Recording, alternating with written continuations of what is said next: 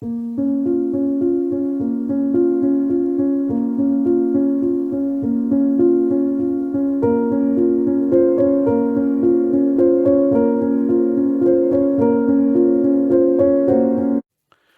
início desta paraxá, temos um conjunto de leis que desafia e intriga os comentaristas até hoje. Estas leis dizem respeito a uma mulher que acabou de dar à luz. Se ela der à luz a um filho, ela é impura por 7 dias, assim como ela é impura durante os dias do seu período menstrual.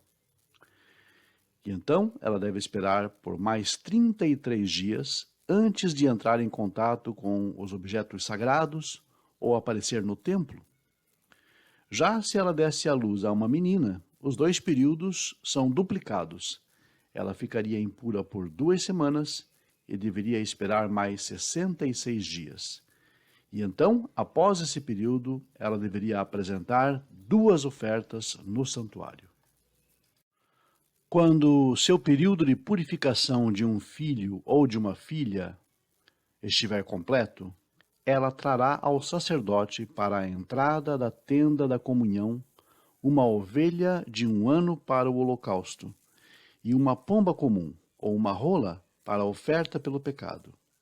O sacerdote fará o sacrifício diante de Deus e expiará a mulher, purificando-a assim do sangue que sai do seu ventre.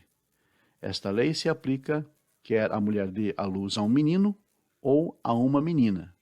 Levítico 12, 6 a 7. Os problemas aqui são óbvios.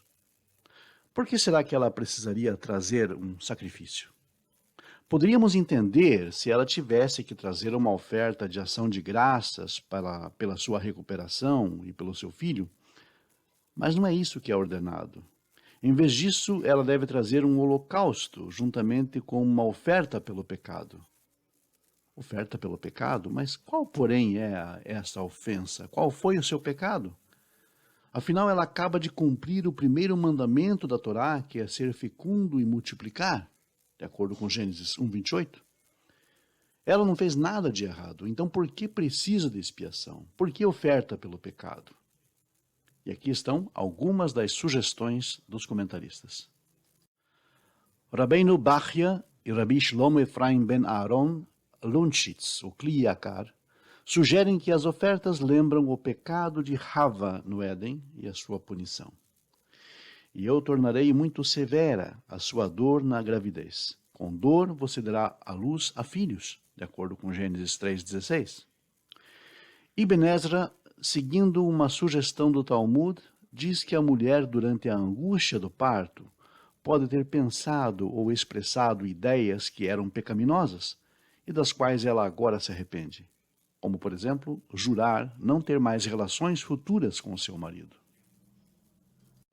Nachmanides, por sua vez, diz que os sacrifícios são uma espécie de resgate ou oferta de alívio por ter sobrevivido aos perigos do parto, bem como uma forma de oração por uma recuperação total. Sforno, por outro lado, diz que a mulher tem se concentrado intensamente nos processos físicos que acompanham o parto. Ela precisa de tempo e de uma oferta para rededicar seus pensamentos a Deus e aos assuntos do espírito. E o Rabi Meir Simcha, de Divinsk, diz que o holocausto é como uma olat reia, uma oferta trazida quando alguém ia ao templo nos festivais, seguindo a injunção bíblica, não apareça diante de mim de mãos vazias, Êxodo 23:15. A mulher então estaria pelo sacrifício comemorando a sua reintegração e a sua possibilidade de aparecer, de comparecer diante de Deus no santuário. Sem desvalorizar nenhuma dessas ideias, podemos, entretanto, sugerir outro conjunto de perspectivas, baseados aqui nos ensinamentos do Rabi Jonathan Sacks. O primeiro é sobre os conceitos fundamentais que dominam esta seção de Levítico, e as palavras tamé, que significa impuro, e tahor, que significa puro ou limpo. É importante notar que essas palavras não têm o tipo de ressonância que tem em português. Tamé não significa impuro ou contaminado.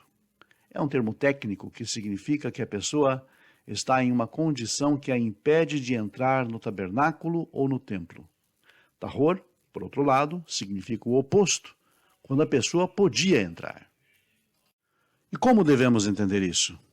O tabernáculo e posteriormente o templo eram símbolos da presença de Deus no domínio humano, no coração do acampamento durante os anos de deserto e no centro da nação durante os anos da monarquia.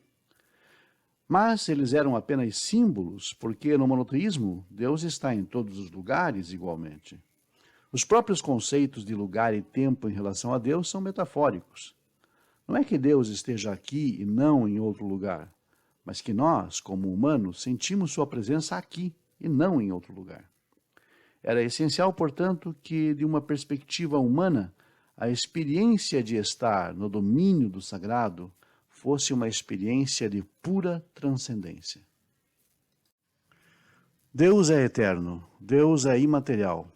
Nós e o universo somos físicos, e tudo que é físico está sujeito ao nascimento, ao crescimento, ao declínio, à decadência e à morte.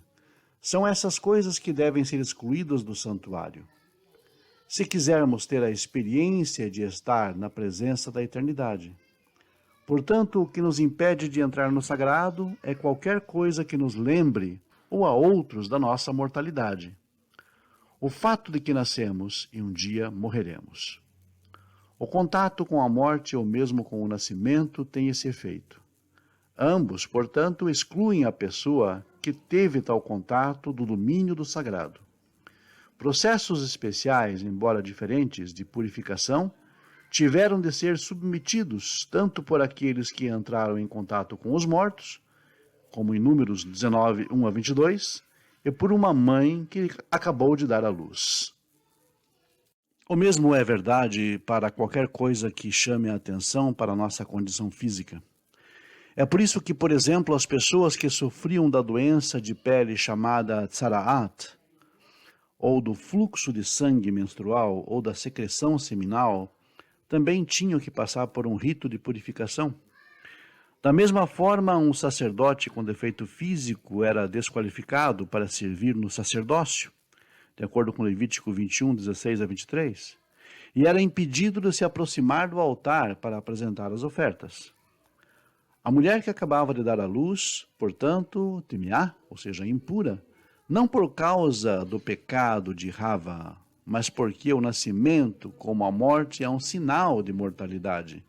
Algo que não ocupa lugar no templo, que é um espaço reservado para a consciência da eternidade e da espiritualidade. Quanto ao holocausto, este é um lembrete da amarração de Yitzhak e do animal sacrificado em seu lugar. Gênesis 22, 13.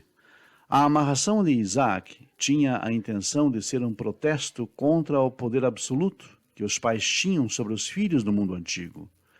Pátria potestas, como era chamado isso no direito romano.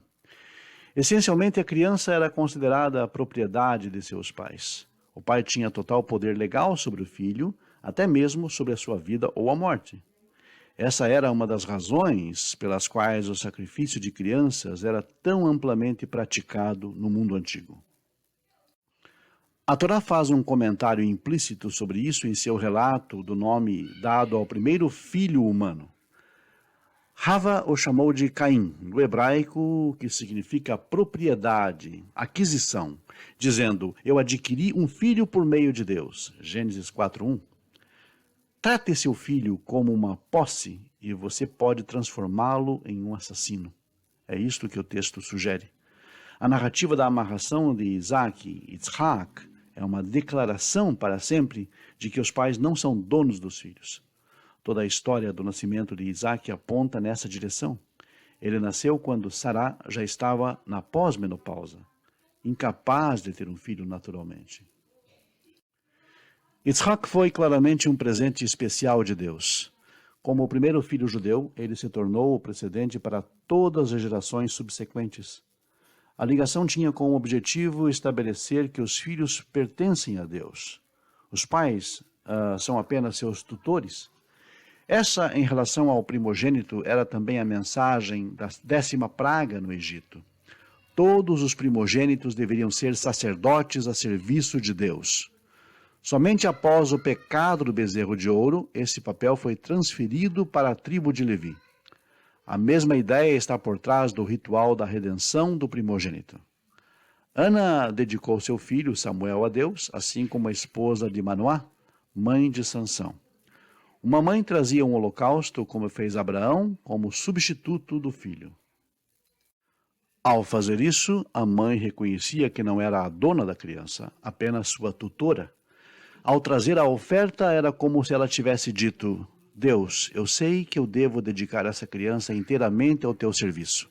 Por favor, aceite esta oferta em seu lugar. Portanto, os sacrifícios que uma mulher oferecia quando do nascimento do seu filho e o período durante o qual ela era incapaz de entrar no templo, não tem nada a ver com qualquer pecado que ela possa ter cometido ou qualquer contaminação que ela possa ter sofrido. Ao contrário, tem a ver com o fato básico da mortalidade humana, junto com a responsabilidade que os pais assumem pela conduta de um filho e com o reconhecimento de que toda nova vida é uma dádiva de Deus. E como sempre, a nossa mensagem final. Se você gostou desse vídeo, curta, compartilhe com seus amigos, contatos e redes sociais. E se você ainda não for inscrito, se inscreva, ative as notificações, que teremos mais conteúdo acerca da Torá e acerca dos sentidos mais sutis do texto da Lei Divina. Até o próximo estudo, então. Muito obrigado a todos e até lá.